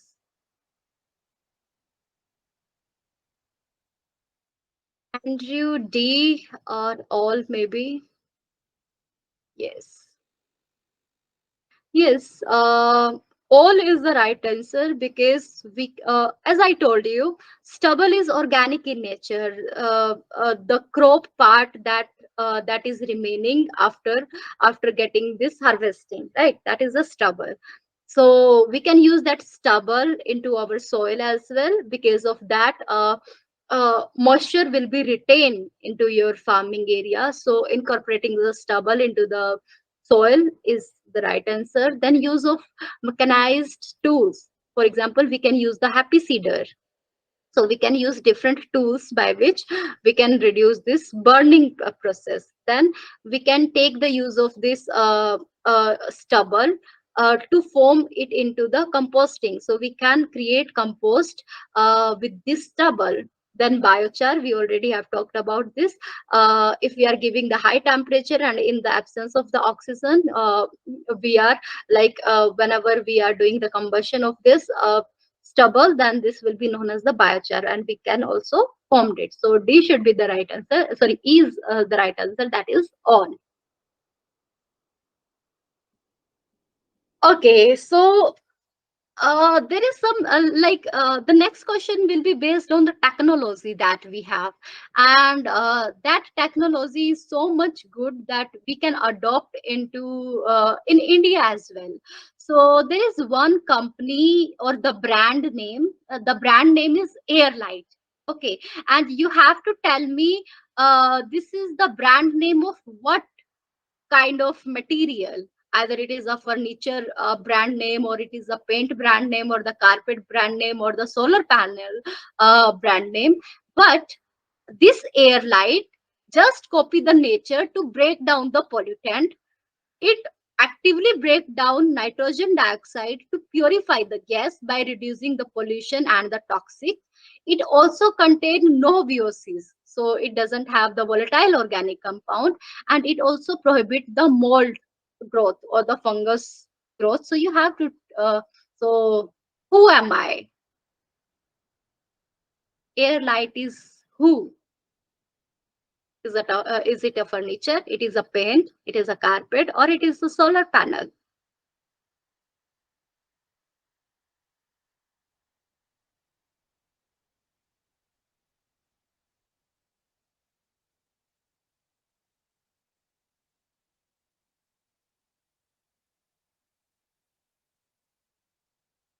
Air light is what? Who is this air light? Can you guess something?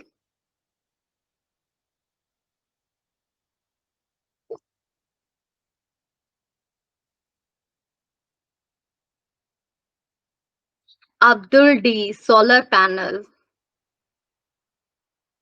Literally, does solar panel break down nitrogen dioxide to purify the air? Or it doesn't contain VOC, and it also prohibit mold growth.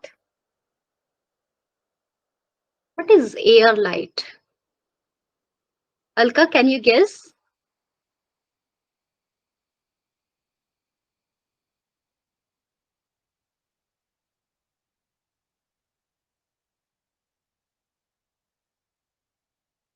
B, but not so sure. Okay, Andrea. Be sure about this answer. Alka B maybe. Okay.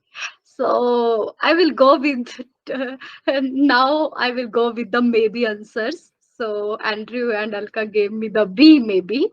So I will go with paint. So this is the paint.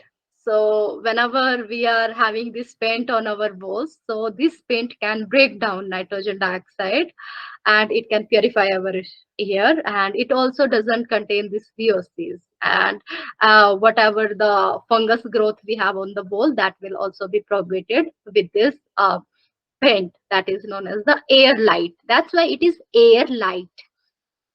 If you saw this, this is the air light, and it can reduce the odors because it is prohibiting the growth of the molds. It is bacteria resistance, it is mold resistance, it repels dust and the airborne dirt, and it also reduces the air pollution. So this air light is the paint that can purify your air. Okay. So next is some different material, and that different material is nothing but a panel. Okay, a large panel, and this large panel is covered with tiny plants that wash up carbon dioxide and release oxygen at the rate that is equivalent to 100 trees from the surface area of the single trees are known as. So we do have some panels, and these panels have the tiny plants, and the capacity of that tiny plants is 100% higher than the because they can because the surface area on which they have are 100th time less than the trees that we have, and that's why we can wash up this carbon dioxide and we can release the oxygen. So can you tell me the name of that panel? Alka C maybe. Okay.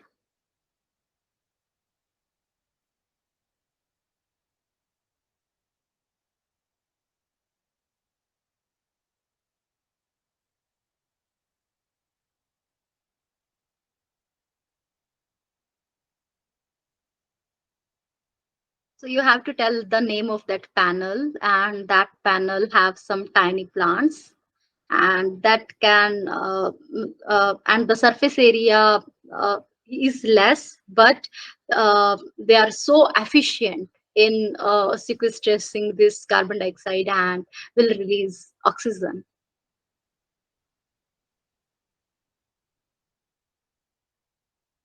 So yes, Alka, this was biosolar leaf. So let me show you. So such kind of panels we may have in our city, and the efficiency, as I told you, the surface area that that panel is very less as comparison to the natural tree that we have.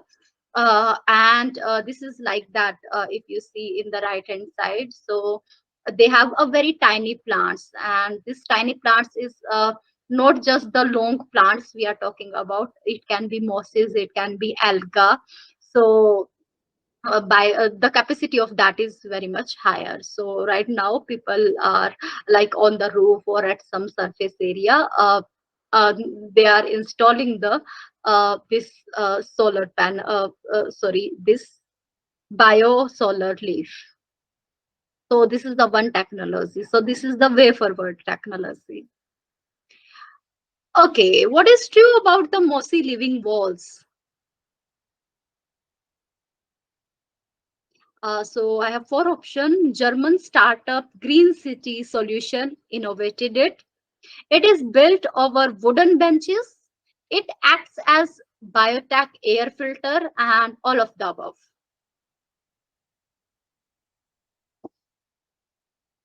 This is again a new technology and the way forward approach.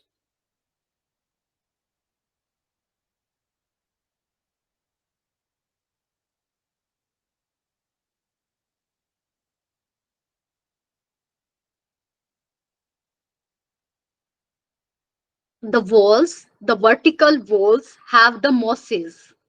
Mosses are very primitive kind of plants. So you have to tell me what is true about these mossy living walls. Means you have a wall that are vertical in nature, and on that wall you have some primitive plants. So you have to tell me what is true about these mossy living walls. Alka D maybe. Okay.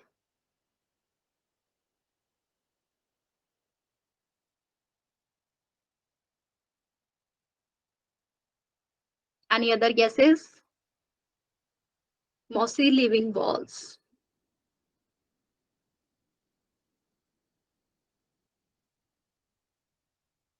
Okay. D should be the right answer. All of the above, and such kind of walls we can create, and at that walls background of it is made up of these wooden benches, and on that wooden benches we can have these mosses, and these mosses are so good to purify the air. So all of the above was the right answer. Okay, the next technology is the smog reducing granules. Okay, and that was innovated by this 3 amps. So 3 amps is the company name, and you have to tell me the right statement about this smog reducing granules. I will take 5 or 6 minutes more so that we can cover some more questions, and we will leave them. So please be patient for 5 6 minutes more. I request. So we do have new technology, that is the smoke reducing granules. So you have to tell me the true things about this smoke reducing granules.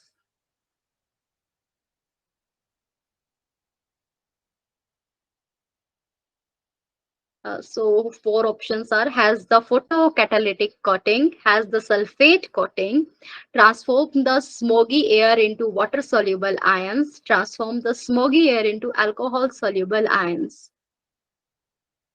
Alka gave me answer A. Okay, maybe. Don't worry, Alka. Even if you are giving me the wrong answer, I don't care. But I'm happy that you are giving me answer.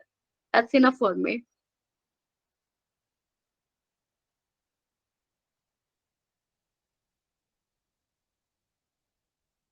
Okay, A should be right answer. Because they have the coating that is photocatalytic.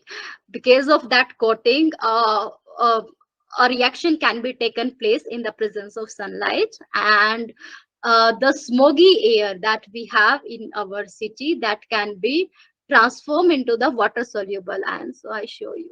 So such kind of granules we have, and that granules have some photocatalytic coating. Okay, and because of that it can transform this smoky air into the water soluble ion, and that's how it can reduce the smog conditions into this in our city. Okay, so we talked about the paints, we talked about the biosolar leaf, we talked about the city tree. We didn't talk about that city tree anyway, and we talked about the roofing granules in the last slide. So you have to tell me in which city these things are being implemented.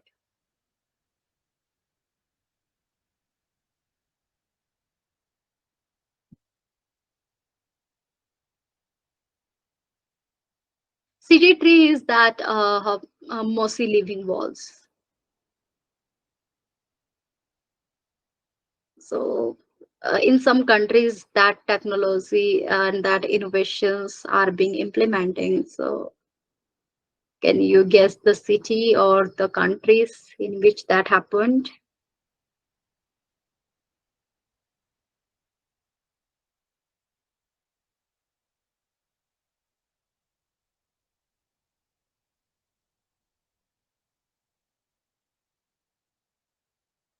Okay, maybe it's Alka A. Are you sure, Alka, or you will write maybe?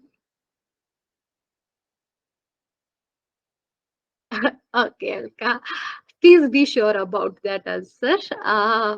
that answer is A only. So this mural painting or the paints that has been used, as I already have discussed, that is in Mexico City. Then biosolar leaf are in London City. CG trees are in Germany, and the special roofing granules has been innovated in the United States. Okay, the next questions are based on this particulate matter, right? And because our one lecture was on how we can control this particulate matter, and what is the instrument, and what is the principle of that instrument by which we can estimate the concentration of particulate matter. So I have quick 4 or 5 question on particulate matter, and then we will finish this. So aerosols are the airborne suspension having the size less than what? Alka 10 micrometer maybe. Okay. Jack Krishnan, Andrew, Mohammed, will you try to give the answer of this?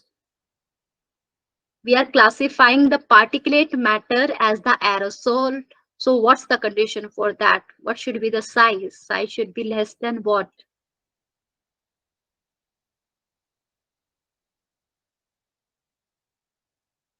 Andrew B. Okay.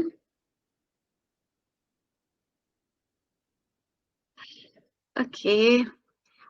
This should be less than 1 micrometer. So whenever your particulate matter have the size less than 1 micrometer, then you will classify it as a aerosol.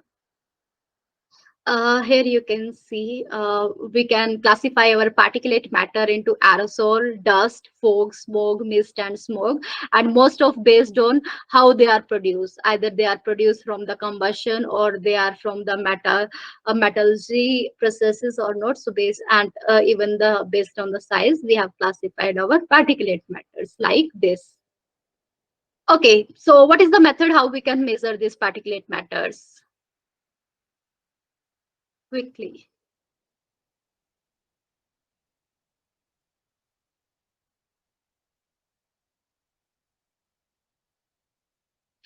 Aerosol having less than 1 micrometer, but not equal to.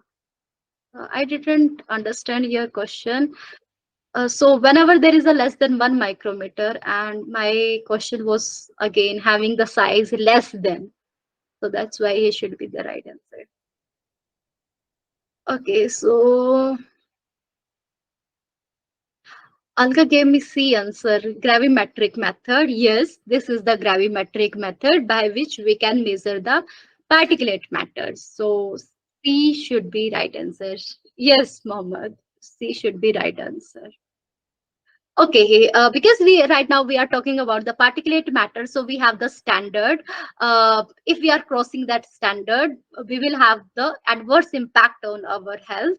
So, what are the standard for the ecological sensitive area for 24 hours? What should be the concentration that we should not cross?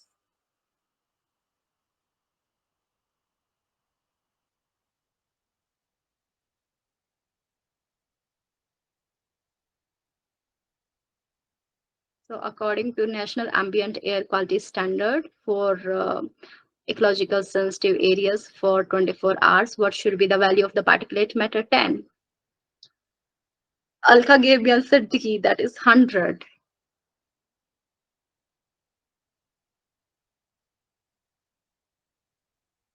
Any answer from Jack Krishnan, Abdul, and Andrew?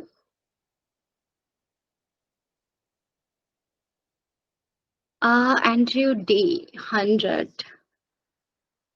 Okay. C. Okay, answer should be 100 because we already have the standards, and based on standards, if we are talking about the 24 hours and the ecological sensitive areas, then the concentration is 100 microgram per meter cube. So we should not cross it in ecological sensitive areas. Okay, so this is the high volume sampler. If you will go to some environment laboratory, so you will find this high volume sampler, and this is used for calculation of this particulate matter concentration. Okay, so this is like that. And if we will go to the the schematic diagram of it, then we will see there is one inlet in very left hand side. Okay, from there will be the gas. Gas will come out. Gas will come in using that inlet. Okay, then above that you can see the filter cover. So we will insert some filter. That filter will absorb the particulate matter that is less than 2.5 micrometer. Okay, and that are larger than this particulate matter 2.5. So we can see here in the left hand side we have the cyclone assembly. So in the cyclone assembly, this is the device where we can store the particulate matter 10. Okay, so for the particulate matter 2.5, we will insert the filter and we will manage the flow rate using that manometer. We will estimate, we will see how much time we are taking for this measurement. And then initially the filter paper, we will take the weight of the filter paper initially, and after some time the particulate matter will be on that. So we will again measure the filter paper weight. Okay, we will minus it, so we will get the mass of this, but we want the concentration of particulate matter in the environment. Okay, so for the environment we need the volume. Okay, for that volume we are using the flow rate. That is the value will be given by this manometer. We will have the time, that time value will be given by this time totalizer. So we will have the average value of the flow rate and the time, total time. So based on flow rate and the time, we will calculate the volume. So if we will have volume in meter cube, and the weight of particulate matter in microgram, so we will get the concentration of particulate matter in our atmosphere in the unit microgram per meter cube. So this is how we can calculate the concentration of particulate matter using this high volume sampler instrument. So my next question is, so this is how we can calculate it. We can minus our final weight to the initial weight, and we will divide it by the volume, and then we will multiply it with the 10 raised to power 6, because we want our value in the microgram. So, and this is how you can calculate the concentration of particulate matter. So my quick question is, because we are using the filter paper, so what kind of filter paper we are using, and what should be the dimension of the filter paper?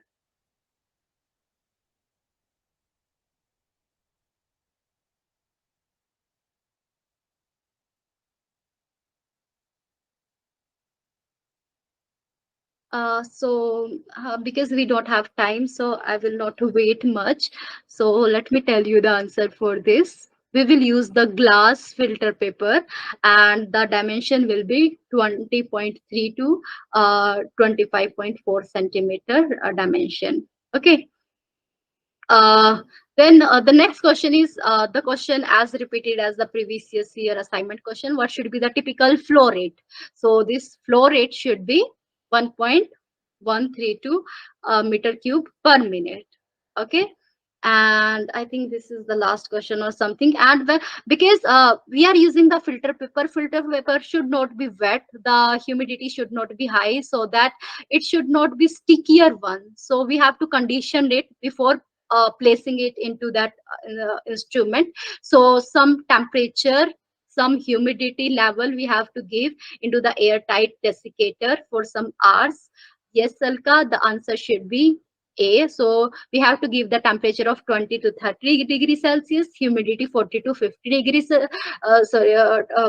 percentage, and this has to be done for 24 hours so that our filter paper is ready. So yes, A is the right answer. And particulate matter sampling is typically carried out for 8 hours. Okay, after 8 hours, we will calculate the final volume, final weight of the filter paper. So this is typically carried out for the 8 hours. Thank you so much. If you have any query, you can ask, and even you can write me on the mail. And if you have some suggestion, you can also give me. Otherwise, you can leave. Because, and thank you so much for being patient, because it has been little delayed. I took 15 minutes more from you people. So thank you so much for being patient.